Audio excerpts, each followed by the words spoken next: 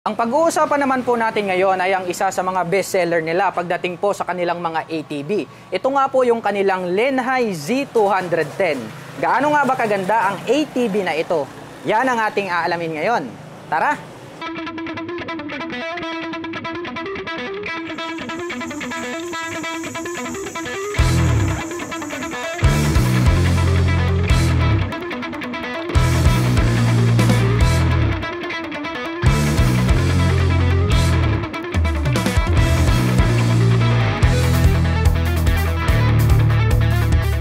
Ang ganda rin po at ang lupit din ng dating nito pong kanilang Lenhai Z210.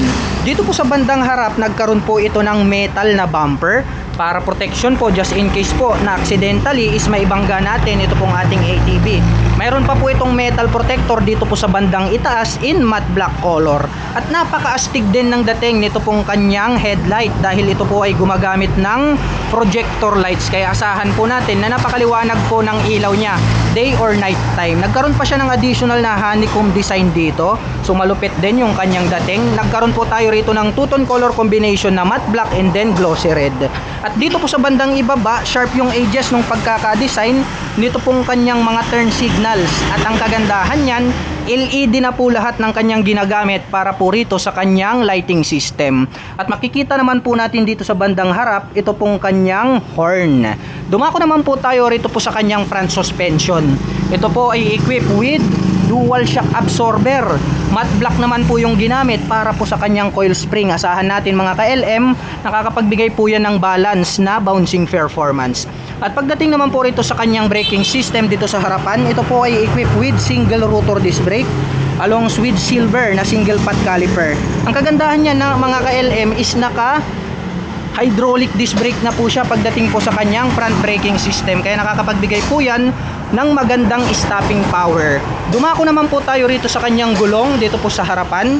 Ito po ay mayroong sukat na 21/7-10 at talagang napakakapal nitong kanyang rear wheel.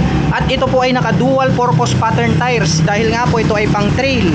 Pwede po itong pangtawid bundok, pangtawid river, no? Pang sandan sa mga beaches. At napaka-forma rin po nitong kanyang cast wheel. Aluminum po ito, chrome color along with matte black colors. At pumunta naman po tayo rito sa bandang itaas. Silipin naman po natin ito pong kanyang fully digital meter panel display. Ang ganda po nitong kanyang digital display, no? Napakalapad na rin. Mayroon po tayong mga makikita rito na mga light indicator sa magkabila. May mode tayo rito and then meron din siyang set. At ito pong kanyang handlebar is naked, no? Napaka-flawless. Matte black yung color. Napaka-astig din po. Classic na classic yung kanyang dating. Pagdating naman po sa mga button selector dito po sa kaliwa, mayroon po itong electric starter, of course, nandirito sa bandang harapan. May engine kill switch, may high beam and low beam, turn signal selector at ang kanyang horn. Nandirito naman po itong kanyang rear brake. Sa kabila naman po, mayroon po siya ritong park brake lock. Ayan, once na naka-engage po ito, pagdating po sa mga uphill or downhill situation, hindi po dadaus-dos ito pong ating ATV. Dahil nga po mayroon na siyang integrated na park brake or yung handbrake na tinatawag. Nandirito naman po yung kanyang accelerator at ito po yung kanyang front brake. Pagdating naman po rito po sa kanyang mga side mirrors, dahon type, maganda na rin mga ka-LM. At napakalaki po nitong pagkakadesign nitong kanyang fuel tank at ito po yung kanyang fuel tip. Anyway mga ka-LM, sa pagkakaalam ko, mayroon po itong 6.5 liters na fuel tank capacity. At dumako naman po tayo sa kanyang ignition. Ito po ay gumagamit ng mechanical key. At dito po sa kanyang side cover, no, napaka-brusko ng dating. May minimal decal lang naman tayong makikita rito, which is black along with white. Nakalagay po rito is Z210. At sa bandang ibaba naman po, may nakalagay rito na AFI Sports Edition. Anyway mga ka-LM, ito po palang kanilang Z210 ay equipped na po siya ng electronic fuel injection. Kaya asahan natin mga ka-LM, napakatipid niya sa pagkonsumo ng gasolina. At ito pong kanyang engine mga ka-LM, napakalaki ng pagkaka-design, matte black yung color. May naka-intact po rito na Lenhai, yung kanyang brand name in gold color. At ito po pala ay mayroong 210 cubic centimeter engine displacement. Naka single cylinder, single overhead cam, 4-stroke with 2 valve. Saktong-sakto lang yung kanyang engine mga ka-LM. At ito pong kanyang front fender, napakahaba, no? And then very thick, very durable po siya. Nagkaroon ng two-tone color combination na glossy red tapos matte black. Ito pong kanyang pillion board is matte black po siya, anti-slip. Kaya pagdating po sa mga rainy season or pag mamumundok kayo kahit medyo maputik ay hindi po dudulas itong inyong mga paa. At mapunta naman po tayo rito po sa kanyang upuan, napakalapad mga ka-LM.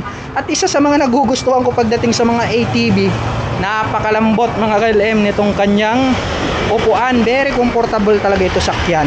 Rough naman po yung ginamit nila rito na seat cover, matte black, kaya very durable. Dumako naman po tayo rito sa likuran. Silipin naman po natin ito pong kanyang gulong, napakalapad mga ka-LM. At ito po ay mayroong sukat na 22/10-10. Ayan, napakakapal. At ito po ay equipped with dual purpose pattern tires dahil nga po ito ay pang on and off-road condition. Nakakaswil po yan na napakaporma with glossy black along with chrome color. Dumako naman po tayo rito sa bandang likuran. Silipin naman po natin itong kanyang rear braking system. Ito po ay equipped with single rotor disc brake along with single pad caliper na silver color. Napakaganda rin ng kanyang braking system mga ka-LM ha. Pagmula dun sa harapan hanggang dito sa likuran ay naka single rotor disc brake po siya, which is nakakapagbigay po yan ng magandang stopping power. At pagdating naman po rito po sa kanyang rear suspension, ito po ay equipped with single shock absorber. Nasa middle po siya, kaya makakapagbigay po yan ng balance na bouncing performance. At pagdating naman po rito sa kanyang stock exhaust, matte black po yung color. Mayroon naman po itong single exhaust. Napakaganda rin ng pagkakadesign nitong kanilang mga ATV. At dito pala sa likuran mga ka-LM, nagkaroon po siya rito ng protector. Napakaganda rin ng pagkakadesign, no? And then dito po sa bandang itaas, nandito naman po itong kanyang rear carrier, na kung saan ay pwede po tayo ritong maglagay ng top box, or di kaya mayroon din tayong mga braces dito na pwedeng pagtalian ng mga banks. Mapunta naman po tayo rito sa kanyang tail light, no? Naka-imbus tong part na to, naka-curve, parang B yung design. Mayroon po siya ritong split na daytime running light. At nandito naman po itong kanyang main brake light. At sa dulo naman po, nandito naman po yung kanyang turn signals. So ayan po is may partition, hindi po siya magkadikit. Nakaseparated po sila. At silipin naman po natin ito pong kanyang rear fender. Napakalapad, no? The same lang din dun sa harapan. May nakalagay naman po rito na Len High in white color na decal. At ito pong kanyang engine ay equip po ito ng air cooled para po sa kanyang cooling system. At mapunta naman po tayo rito sa kanyang gear shifter. Ito po ay mayroong RNF, meaning to say ito po yung kanyang reverse, neutral and forward. Ang kagandahan sa mga ATV mga ka-LM, mayroon po siyang reverse, no? Pwede kang umatras, unlike sa mga motorcycle, itutulak mo siya kapag aatras ka. Yun yung advantage ng mga ATV. At ang kagandahan pa niyan ay mayroon na rin po itong USB charging port. USB ready na siya. So ang kagandahan niyan, pag nagpupunta po kayo sa mga malalayong lugar, like mamumundok kayo, pag malulobat na po yung mga dala nyong gadgets or mobile phones, nothing to worry about dahil pwede nyo po siyang i-recharge anytime, anywhere. At ang presyo po pala nito pong ating Len High Z210 ay nagkakahalaga po ito ng 210,000 pesos. At para naman po sa mga gustong maglabas nito, nag-a-accept po sila ng mga payments through credit card pagdating naman po sa installment, and then cash, which is mayroon naman po tayong 2 option, cash and then credit card for installment. Para naman po sa mga kababayan natin na nakapanood ng video na ito at interesado pong maglabas nito pong kanilang Len High Z210, ay maaari nyo po silang puntahan at bisitahin. Dito po yan sa UCM San Fabian, Pangasinan branch. At para naman po sa mga gustong magpunta rito, ang kanila pong operation time is starting 8 AM until 5 PM from Monday to Saturday.